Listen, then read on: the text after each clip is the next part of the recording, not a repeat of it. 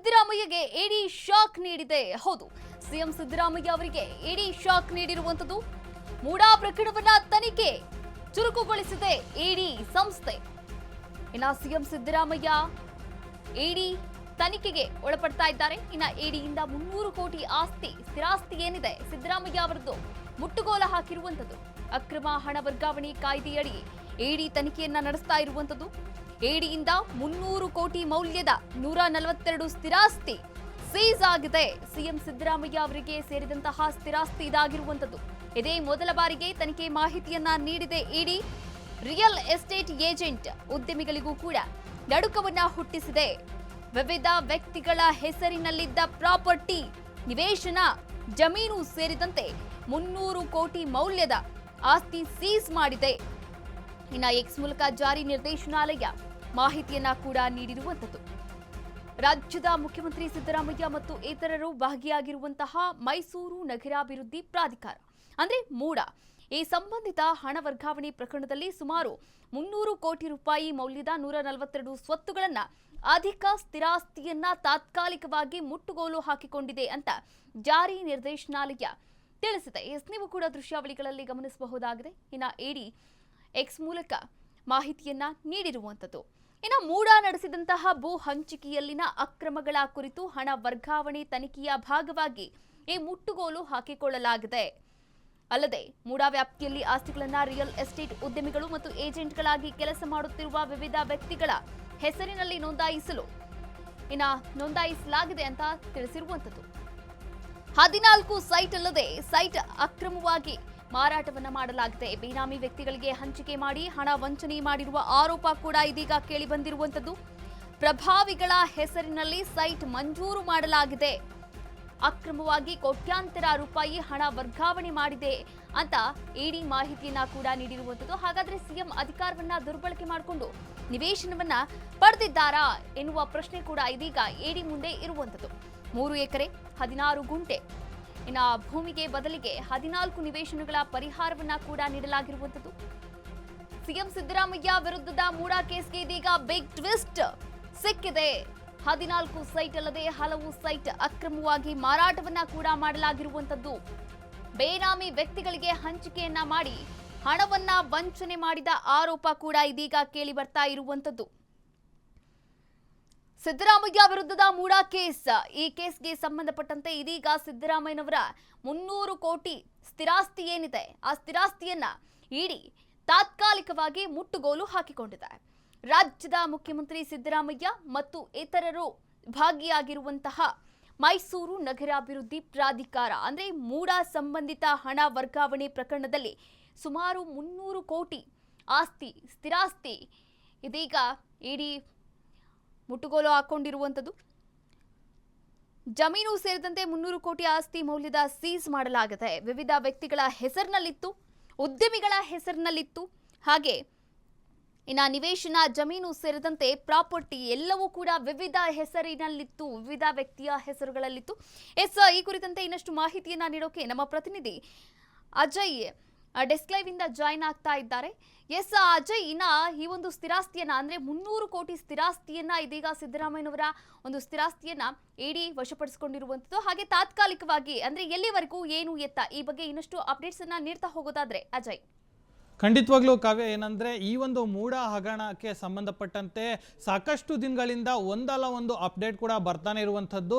ಆದರೆ ಇದೀಗ ಇಡಿ ಏನೋ ಒಂದು ಹೆಜ್ಜೆ ಕೂಡ ಮುಂದೋಗಿದೆ ಅಂತಲೇ ಹೇಳ್ಬೋದು. ಯಾಕಂದರೆ ಈಗ 300 ಕೋಟಿಯಷ್ಟು ಏನು ಸ್ಥಿರಾಸ್ತಿ ಅಂತ ಏನು ಹೇಳ್ತಾರೆ ಅದನ್ನು ಈಗಾಗಲೇ ವಶಪಡಿಸ್ಕೊಂಡಿರುವಂಥದ್ದು. ಅಂದರೆ ಇಲ್ಲಿ ಬರೀ ಸಿದ್ದರಾಮಯ್ಯ ಅಂತ ಹೇಳಿ ಅಷ್ಟೇ ಅಲ್ಲ, ಅವರ ಪತ್ನಿ ಅಷ್ಟೇ ಅಲ್ಲ, ಬೇರೆ ಇನ್ನು ಉದ್ಯಮಿಗಳಾಗಿರ್ಬೋದು ಮತ್ತು ಇದರಲ್ಲಿ ಯಾರ್ಯಾರು ಇಷ್ಟು ದಿನ ಸಂಬಂಧಪಟ್ಟಿದ್ರು ಅನ್ನೋ ಒಂದು ವಿಚಾರಗಳು ಕೂಡ ಒಳಗೊಂಡಿತ್ತು. ಅವರ ಎಲ್ಲ ಆಸ್ತಿಗಳನ್ನು ಕೂಡ ಈಗಾಗಲೇ ಮುಟ್ಟುಗೋಲನ್ನು ಹಾಕೊಂಡಿರುವಂಥದ್ದು.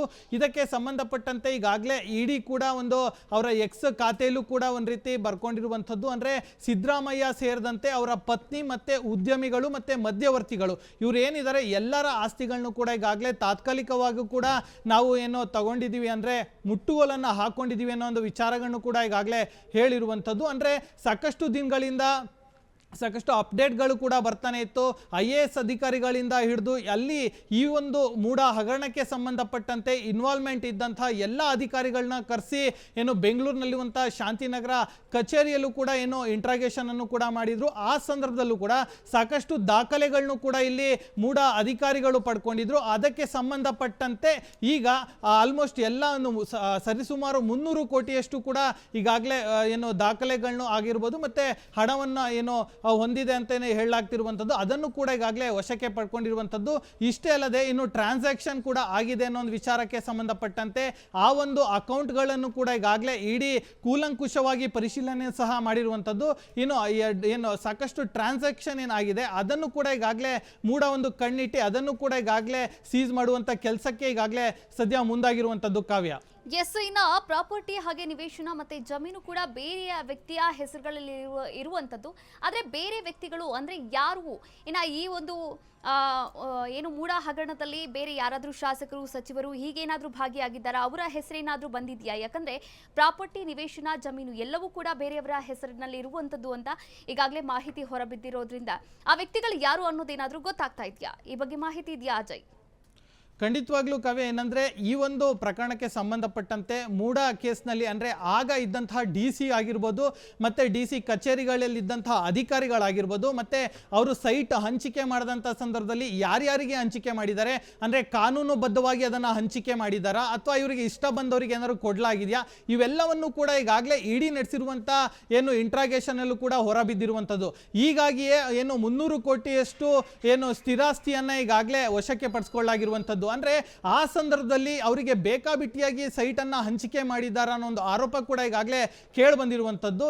ಇನ್ನು CM ಆಗಿರ್ಬೋದು ಮತ್ತೆ ಅವರ ಪತ್ನಿ ಆಗಿರ್ಬೋದು, ಅವರ ಹೆಸರಲ್ಲೂ ಕೂಡ ಈಗಾಗಲೇ 3 ಎಕರೆಯಷ್ಟು ಜಮೀನಿದೆ. ಅದು ಕೂಡ ಮೈಸೂರಿನ ವಿಜಯನಗರದಲ್ಲೂ ಕೂಡ 3 ಎಕರೆಯಷ್ಟು ಜಮೀನಿದೆ ಅನ್ನೋ ಒಂದು ವಿಚಾರ ಕೂಡ ಕೇಳಿ ಬಂದಿರುವಂಥದ್ದು. ಅಲ್ಲೂ ಕೂಡ ಈಗಾಗಲೇ ಅದೆಲ್ಲವನ್ನು ಕೂಡ ಈಗ ಏನು ಮುಟ್ಟುಗೋಲನ್ನ ಹಾಕೊಂಡಿರುವಂಥದ್ದು. ಮುಂದಿನ ದಿನಗಳಲ್ಲೂ ಕೂಡ ನೀವು ಹೇಳ್ದಂಗೆ ರಾಜಕಾರಣಿಗಳ ಹೆಸರು ಬರ್ಬೋದು ಅಥವಾ ಉದ್ಯಮಿಗಳ ಹೆಸರು ಬರ್ಬೋದು, ಮಧ್ಯವರ್ತಿಗಳ ಹೆಸರು ಬರ್ಬೋದು, ಹೀಗೆ ಸಾಕಷ್ಟು ಜನರ ಹೆಸರು ಬಂದರೂ ಕೂಡ ಏನು ಆಶ್ಚರ್ಯ ಪಡುವಂತಿಲ್ಲ. ಸೊ ಹೀಗಾಗಿ ಇಡಿ ಇಂಟ್ರಾಗೇಷನ್ ಕೂಡ ಮುಂದುವರಿಸಿರುವಂಥದ್ದು. ಹೀಗಾಗಿ ಮುಂದಿನ ದಿನಗಳಲ್ಲೂ ಕೂಡ ಸಾಕಷ್ಟು ಪ್ರಭಾವಿಗಳ ಹೆಸರು ಬರುವಂತ ಎಲ್ಲ ಸಾಧ್ಯತೆಗಳು ಕೂಡ ಹೆಚ್ಚಿದೆ ಅಂತಾನೆ ಹೇಳ್ಬೋದು. ಕಾವ್ಯ, ಎಸ್, ಅಜಯ್, ಸಿಎಂ ಸಿದ್ದರಾಮಯ್ಯನವರು ಮಂಗಳೂರಿನಲ್ಲಿ ಒಂದು ಕಾರ್ಯಕ್ರಮಕ್ಕೆ ತೆರಳಿದ್ರು. ಆದ್ರೆ ಸಿಎಂ ಸಿದ್ದರಾಮಯ್ಯನವರು ಈ ಕುರಿತಂತೆ ಏನಾದರೂ ಪ್ರತಿಕ್ರಿಯೆ ಏನಾದರೂ ನೀಡಿದ್ದಾರಾ? ಹೇಗೆ?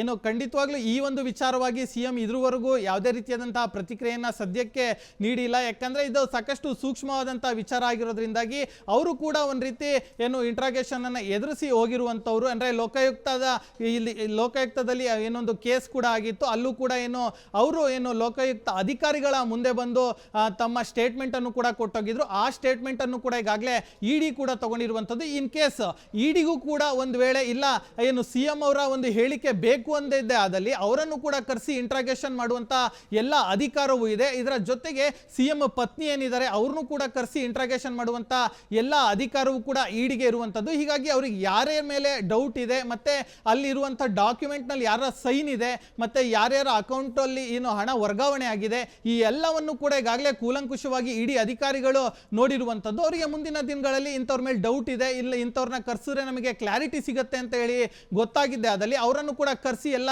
ವಿಚಾರಣೆ ಮಾಡುವಂತ ಹೆಚ್ಚಿನ ಸಾಧ್ಯತೆಗಳು ಕೂಡ ಇದೆ ಅಂತಾನೆ ಹೇಳ್ಬೋದು. ಕಾವ್ಯ, ಎಸ್, ಥ್ಯಾಂಕ್ ಯು ಅಜಯ್, ತಮ್ಮೆಲ್ಲ ಮಾಹಿತಿಗಾಗಿ ಧನ್ಯವಾದಗಳು. ಒಟ್ಟಾರೆಯಾಗಿ ಸಿಎಂ ಸಿದ್ದರಾಮಯ್ಯ ಅವರಿಗೆ ಇಡಿ ಶಾಕ್ ಅನ್ನ ನೀಡಿದೆ. 300 ಕೋಟಿ ಸ್ಥಿರಾಸ್ತಿ ಏನಿದೆ ಅಂದ್ರೆ 142 ಸ್ಥಿರಾಸ್ತಿಯನ್ನ ಸೀಸ್ ಮಾಡಲಾಗಿದೆ. 300 ಕೋಟಿ ಬೆಲೆ ಬಾಳುವಂತಹ ಆಸ್ತಿಯನ್ನ ಇದೀಗ ಮುಟ್ಟುಗೋಲು ಹಾಕಿಕೊಳ್ಳಲಾಗಿದೆ. ಪ್ರಾಪರ್ಟಿ, ನಿವೇಶನ, ಜಮೀನು ಸೇರಿದಂತೆ ಒಟ್ಟಾರೆಯಾಗಿ ಸಿದ್ದರಾಮಯ್ಯನವರ ಹೆಸರಿನಲ್ಲಿ ಹಾಗೆ ವಿವಿಧ ವ್ಯಕ್ತಿಗಳ ಹೆಸರಿನಲ್ಲಿದ್ದಂತಹ ಸಿದ್ದರಾಮಯ್ಯನವರ ಸ್ಥಿರಾಸ್ತಿಯನ್ನ ಮುಟ್ಟುಗೋಲು ಹಾಕಿಕೊಂಡಿದೆ ತಾತ್ಕಾಲಿಕವಾಗಿ. ಎಲ್ಲಿವರೆಗೂ ಮುಂದೆ ಇಡಿ ಏನು ಕ್ರಮವನ್ನು ಕೈಗೊಳ್ಳುತ್ತೆ, ಹಾಗೆ ಈ ಕುರಿತಂತೆ ಸಿದ್ದರಾಮಯ್ಯನವರು ಏನು ಪ್ರತಿಕ್ರಿಯೆ ನೀಡ್ತಾರೆ ಅಂತ ಕಾದು ನೋಡಬೇಕಾಗಿರುವಂಥದ್ದು.